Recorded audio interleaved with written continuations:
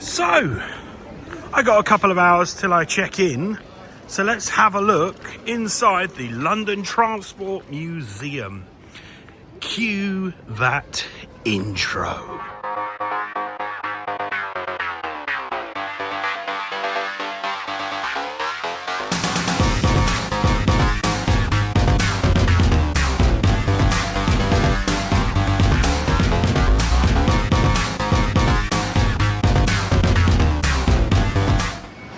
Welcome passengers to another episode of Train Real World on Mega Sim. We are back at the London Transport Museum. It is Tuesday the 14th of October, just so you're aware of the timings of this. And we are heading up to the top, working our way down. We've got a couple of hours and yeah, we'll get the lift up. So I've let them go up because I wanted to go on my own. If they have the sound effects and lighting, that's what I want to do. So I've pressed the button and we'll get this lift number 1. Hopefully there's nobody in there. There we go. So does it have the light effects this time? Because I did it before and I forgot. Today, London Transport has bright, efficient lights to guide the way. But where you were going, things were different. Lights were dim, if there were any at all, and it all started with horse-drawn carriages. 1829. Please take care, exiting the carriage. Floor 2. Nice! That was actually pretty cool. Let's go to the 1800s. So there we go, the chair to anywhere. It was heavy.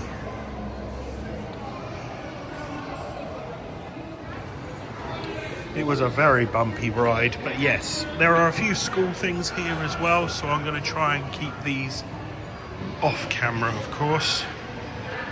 So I might rush through a couple of bits just to get through that. But yeah, I do love these horse-drawn trams. Waterloo Station, Old Kent Road and Greenwich Deptford, new.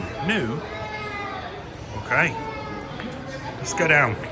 This is I say a flying visit. I like spending more time downstairs at those bits. These are all right with the horse-drawn carriages, but it's too old for me. I want to go a little bit more modern. Modern meaning a bit of steam and a bit of a Q1 as well. But yeah, steam, underground, Baker Street. Oh, look at that. Oh. Think of the smells down in the underground. Not the deep underground, the just under the surface underground.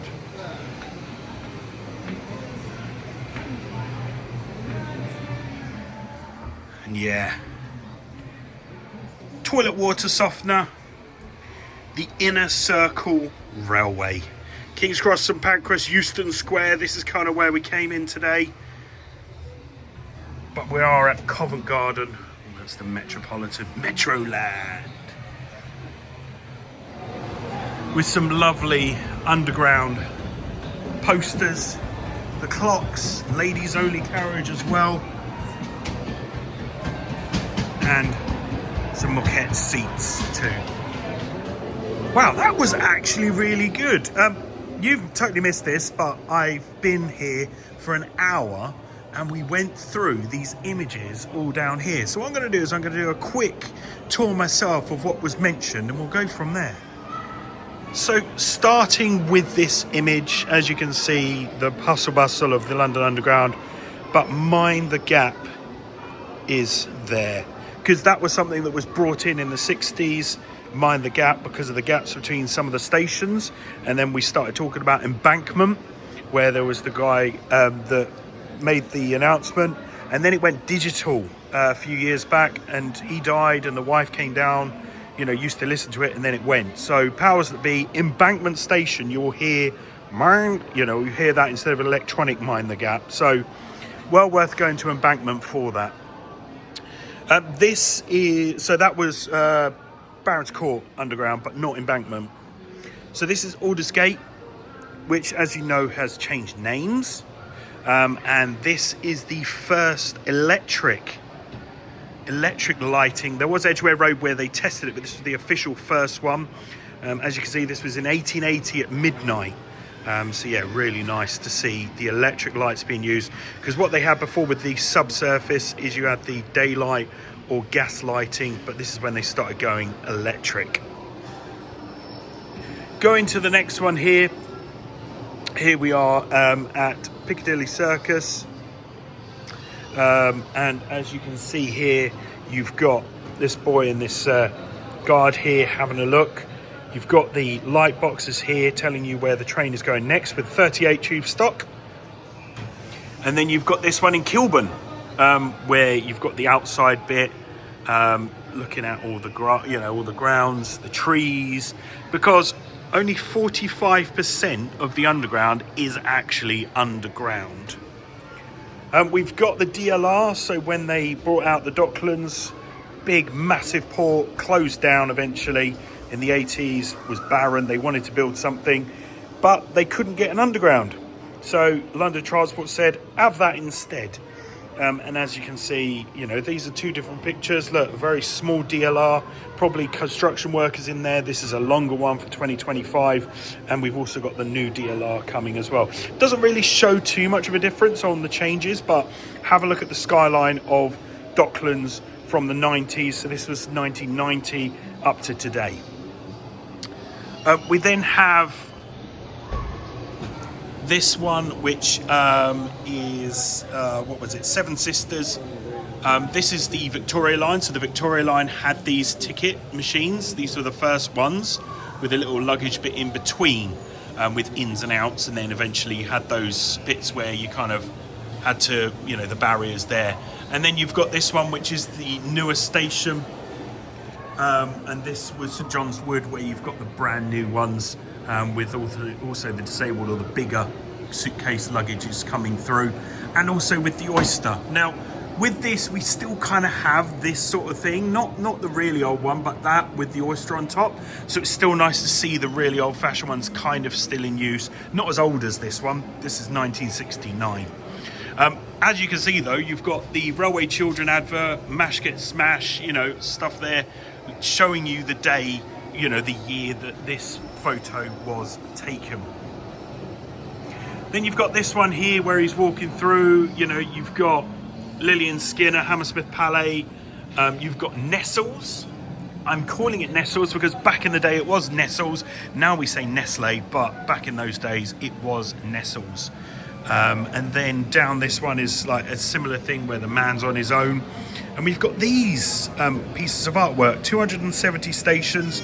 Each one has their own maze. As you can see, if you actually do it, you will come back out the other side in one go. So it kind of depicts your route, but then everyone's route on top. For the two new stations, 271 and 272, they had new numbers, 110A and 110B, I think she said. So they do still have one of those in there as well. Looking at the trolley buses, this was the trolley buses. So when trams were along, they had the rails. They needed to get rid of the rails because of the work taken. So they kind of had this hybrid. So trolley buses, I wish I was still around for the trolley buses, and I need to go to that trolley bus museum. And as you can see, look, no shelter. Whereas here, we've got the shelter, we've got digital signage telling us when the next bus is coming. We've got a lot of changes there. This one is an advert of Yellow Pages. This was on for quite a few years, so they properly painted it. No wrap back in those days. And other adverts since have been the PlayStation advert with the different symbols from the controller, and then the PlayStation 5 Pro things as well. They did do another Yellow Pages with C-Stocks, a Circle Line. They did have a couple of yellow Circle Line trains with its own moquette, but I didn't get to see the proper moquette with that. Here we are, look, with the smog of London, and then we've kind of got like a more modern version with the buses, the Superloop, and less smog there. Now going to Brixton. You've got different types of buses. We've got the hybrids here with the Boris bus. they're slowly getting rid of these to kind of go for electric, or you know, that sort of thing, and trying to get rid of this diesel and these fumes to go fully emission free by 2030. This is an amazing photo, and it looks like a painting. This, not even a year later, this was withdrawn and pulled up and demolished and scrapped. So this is one of the last trams. I mean, you can kind of see, just depicting that, the end of the trams there. Now we've got another one here, and it's in a similar route, you know, where we've got the horse-drawn carriages. This is the very first tram here, the very first electric tram that they had. And now, you know, you've got the cycle paths, the superhighways, that sort of thing, a lot of roads there, whereas that was, yeah, you know what I'm talking about. Going on to the escalators. So this is, I can't remember what this is, but I'll go back to it. I think this was Tottenham Court Road, or no, Piccadilly Circus this was. And these are all wooden escalators. So kind of like what we had here until the King's Cross fire, when they had to remove them all for safety. But the last one was 2014. 2014 was the last wooden escalator that was replaced by metal. And this is Canary Wharf, so all that light coming in. It looks like a cathedral, somebody said, as you kind of come in and out there. You got this lady with the ticket machine for the buses, having to check that the bus conductor did his job, but also with the little clippings, I had to count each one to check he was doing his job as well. And this link, even though it doesn't sell tickets, it's an Oyster, that's kind of the link here. Old style tickets, new style with Oyster, with contactless and all of that. And as you can see here, look, you've got W.H. Smith's and News Theatre. So this is kind of like the old stations in those days. And this was taken in 1958. So this is Baker Street here. And then you've got Earl's Court with the D stock. So you may notice the D stock is now the 484 on Isle of Wight, and also the battery train to Greenford with GWR as well. But again, lovely shot there. And Earl's Court was the first station to have a to have an underground. Nobody wanted to use it until some guy with wooden leg, and he got to go on it. And people used to get off the train to go up and down the escalators like a little ride before they carried on. With this one here, you've got the wait here for third class waving a little bit, because these subsurface had first, second, third, then got rid of second. They had third class for quite a while. 1890s was deep level, and they never had that. They had one class, but the sub-level, they still stuck with third class. So yeah, it was a weird thing, but you know, as you do. And here is Harrow on Hill. It's 2025, this photo, but it is in black and white to make you think it's older. But that is a brand new photo, just depicting a station nowadays. This is a bus. As you can see, you've got the buses, no adverts, a bit of lighting there, but now we've got the audio, we've got the signage, E2 to Brentford, next stop, you know, and it tells you all that information before you get off. But as you can see, these windows are foggy, so it's really difficult to figure out where you are. And I love this, the old mirror. So there, the mirror, so the bus driver could look back to check that nobody was there before the doors shut. We're now at Brixton. This here is the largest roundel on the network. And actually in Brixton Station, there's no advertising on the station platforms because there's always a train in there. So you never get it, you know, where the train is. And there's actually a plunger to kind of go, when it gets to the end, the driver doesn't walk down to the other end of the train and then go. There's always a driver there. He gets in, waits for this guy to press the button to say you can go. If not, hey, let me out. And then we've got, this I think is the same building here to here. So here you've got Liverpool Street Station. You've got this nice sweeper, 8-year-old sweeper, well, from 8-year-olds. They used to sweep all the muck off, but they had to ask the policemen if they could do it. But they used to go to different areas, or they stay in one area and open the doors and hey, and know them by name, and they would get tips and, oh, come round to ours and you can eat with the servants. So yeah, they had some perks with that, but it was just clearing up that horse manure. And there's a more modern version with the Elizabeth line special thing. She talked about that. I kind of switched off. But yeah, it's kind of, you look in, you see yourself, but then you see the rest of London changing with that as well.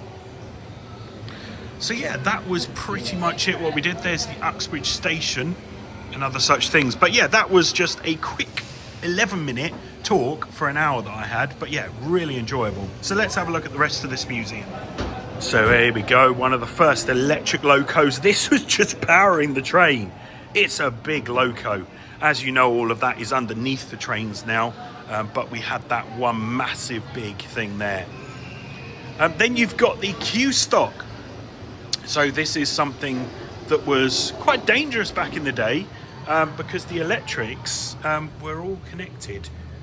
So you've got the lights here. You would never want to replace or touch those light bulbs because they were almost like connected to the live lines, and never ever touch those.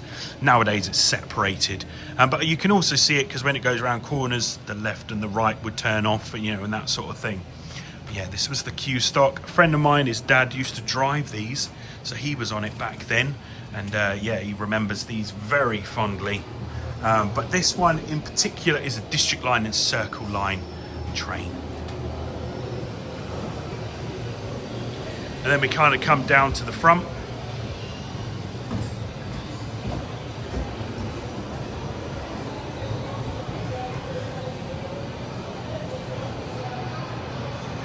And there we go. Okay, now going to the 1900s. This will be a whistle-stop tour for the rest because I need to start going to the hotel now. But this is the roundel that they ended up making because a lot of these stations had a load of advertising, but they never got to see what the station was. So this is kind of what they created. And this is where they dug deeper with lifts, with escalators, and all of that side of things. As you can see, this is how an escalator worked. And that one in King's Cross, either a match or a fag went down and mixed up with the grease and the dirt and rubbish underneath, lit it. But because of the wooden escalators, the fire escalated and they couldn't get out. So yeah, not a great situation to have been in when that happened. But as I said earlier, 2014 was the final wooden escalator swap. And that was Greenford, I think she said. Here's one of the first electric ones. So this is a weird loco.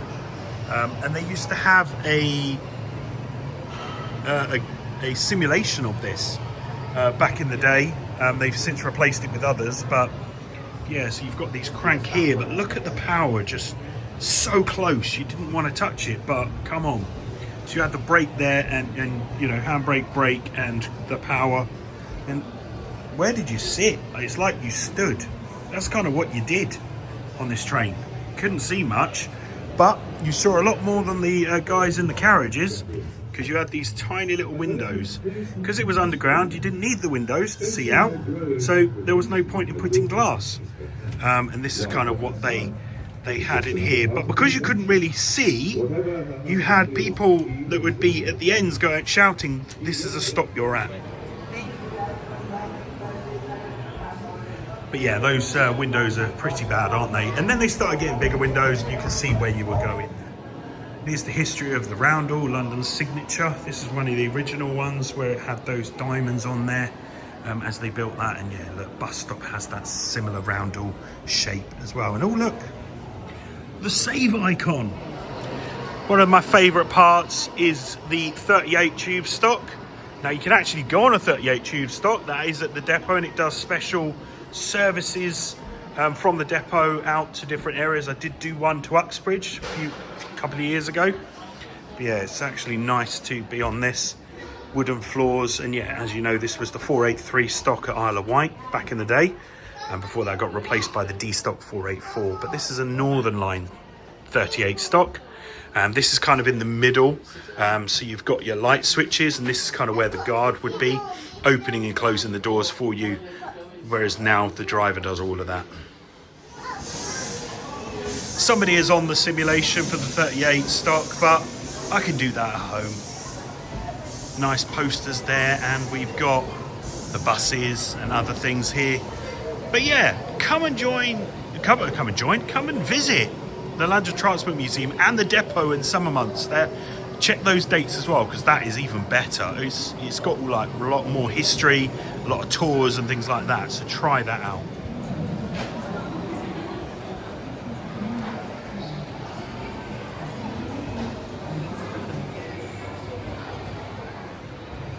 So here we have one of the trams. Looks like a war bus, and we got a trolley bus at the back as well. And are we actually able to go up? No, we're only able to, no, can't go up the top anymore, only into this bit. So we'll just wait for that person to come out and then we'll have a look.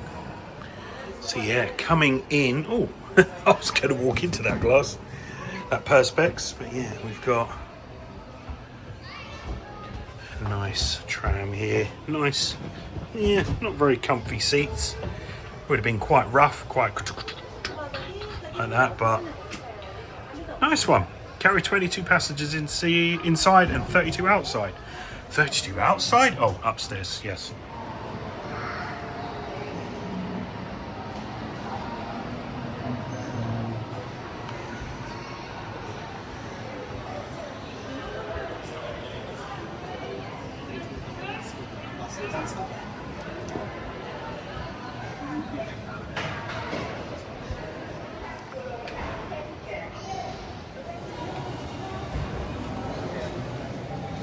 Now I do remember the Route Masters.